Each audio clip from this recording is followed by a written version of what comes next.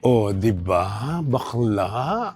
Ang ganda ng location natin ngayon. Nandito ako sa tahanan mismo ng Direk Kwentuhan with Ronald Carvalho. Dito sa Vertigo Bar ng Laccent Hotel. Tignan niyo naman, napakaganda ng overlooking pool. Ayan, alam mo, kaya tayo dito ngayon. Gusto kong mag-swimming. Init na init ako sa mga nangyayari sa showbiz ngayon. Mga katotohanang kwento, mga gimmick-gimmikan para pag-usapan sila. Kaya gusto ko mag-swimming. Halika, pagkatapos eto muna ang i-discuss ko gaya nga ng mga napag-usapan na natin kanina. 'Di ba si Lotlot De Leon? Hindi ko naman maunawaan, bigla-bigla na lang nagngangawa at umeksena sa story conference ng kanyang bagong pelikula. Story conference pa lang, umeksena na siya doon na inaway-away niya si Ian De Leon at keso hindi raw siya naghahabol ng mana, kay Ian na lang daw lahat. Puro kasinungalingan daw si Ian.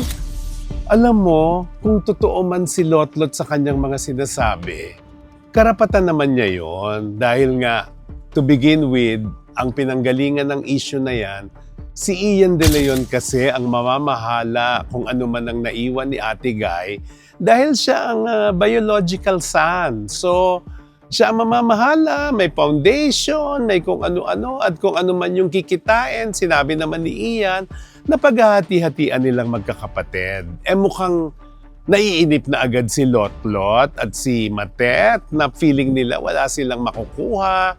Parang feeling nila sinasarili ni Ian ang mana, kaya sinasabi niya sa kanya na lahat. Wala akong pakialam. Pati si Matet nagsabi na wala akong pakialam sa mana-mana na yan. Sa kay Ian na yan lahat, wala na akong pakialam. Masyado na ang issue na yan, sabi ni Matet. At si Lotlot nga, umiyak-iyak doon sa kanyang press con, story conference ng pelikula niya. Oo, granted, tinanong siya, di ba? Siyempre, hindi naman siya magagaganon kung walang tanong. Although, hindi ko narinig yung tanong. Ang nakita ko lang yung sagot na ni Lotlot na galit siya kay Ian. Ang point ko, dapat, hindi mo ginanon yon sa story con ng movie mo. Parang wala ka nang iginalang, hindi mo na ginalang yung mga ibang co-stars mo, yung director mo, at lahat ng tao doon. Kasi hindi naman issue yun ng pelikula. Kumbaga, ang aga namang gumimik, ang aga namang mag-promote, ang aga namang umiyak-iyak para lang mapag-usapan.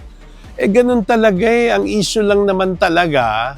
Sinasabi nga ni Lotlot, hindi siya naghahabol ng mana. Kung hindi ka naghahabol ng mana, bakit ganyan ang attitude mo? Ba't galit na galit ka? To the point na story conference pa lang ng pelikula mo, dun kang umawa at nagtatalak. Hindi maganda yon for you, Lot, to be honest. Parang that's so unbecoming of you. Kasi syempre, respected actress ka. Kung oo, malinaw, may problema kayo nila Ian. In fact, pinanood ko nga yung interview ni Ian kay Boy Abunda sa Fast Talk after kitang mapanood, Lot. Wala namang sinabi si Ian na masama. Ang sabi lang niya, inamin niya na totoo, meron kayong hindi pagkakaunawaan sa ngayon, pero umaasa siya na maayos niyo ito sa lalong madaling panahon. Kumbaga, in good faith, binasi ko lang sa mga sinabi ni Ian, in good faith siya na magkakaayos kayo at nahuhusgahan siya na parang sinasarili niya ang mana. Ngayon, yan kasi ang tingin nyo, iba-iba kayo ng gusto. Talagang habulan naman ng mana ang issue. Sabi mo nga, hindi ka naghahabol ng mana pero galit na galit ka. Di ba dapat hindi ganon? At kung meron mang problema talaga sa mana na yan, dapat kayong pamilya ang mag-ayos. Ika nga, you don't wash your dirty linen in public. Sana kahit tinanong ka, hindi ka na lang sumagot. Kasi pelikula mo to, bagong pelikula mo to, wala itong kinalaman sa issue nyo ng magkakapatid. Ayun lang, tas sabi pa nga ngayon na dapat makialam na rin si Boyet De Leon, ang ama ni Ian, na ama naman din nila Lotlot at nila Matet, no? Palagay ko hindi naman na makikialam si Boyet kasi may sarili na rin siyang pamilya.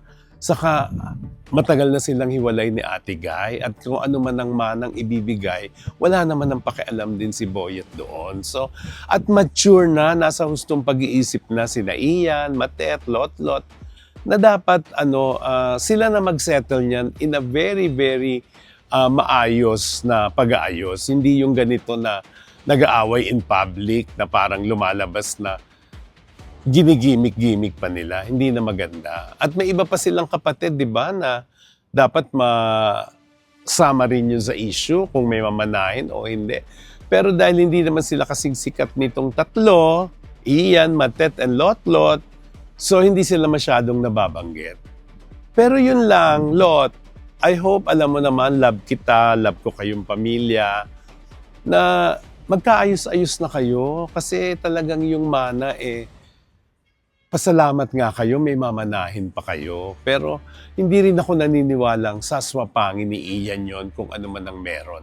Naniniwala ako sa sinabi niya na may foundation, palalaguin, at yung kikitain, may mga tutulungan, at yung matitirang kita, maghahati-hati kayo na mga magkakapatid. Hindi ba?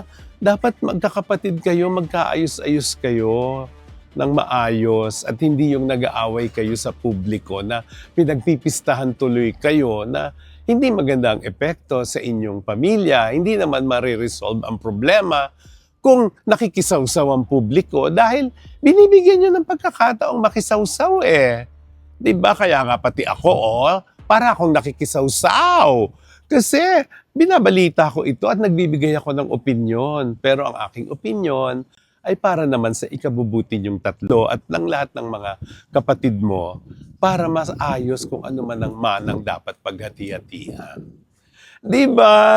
Direct kwentuhan yan. Katotohanan, walang etchingan. Ang direct kwentuhan, mga tanong ng bayan.